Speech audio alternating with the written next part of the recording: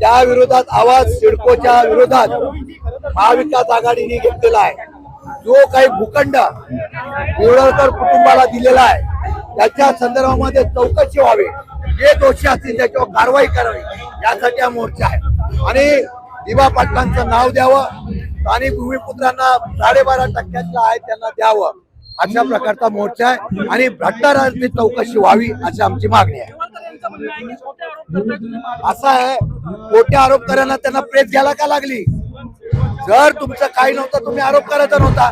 तुम्ही सांगताय सुप्रीम कोर्टात माझी केस चालू आहे, मग सुप्रीम कोर्टात केस चालू असताना सिडकोनी आणि अध्यक्षांनी सरकारने यांना हा भूखंड द्यायचा विचार का केला, निर्णय का घेतला? मग सुप्रीम कोर्टाचा निर्णय प्रलंबित असताना निर्णय घेतलाय, दाल में कुछ काला है।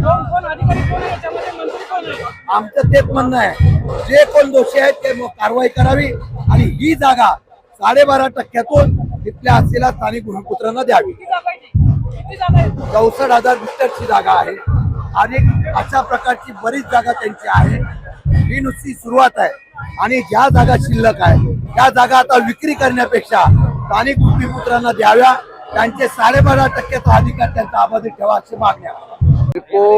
हे प्राधिकरण विकास करण्यासाठी सामान्य जनतेसाठी आहे।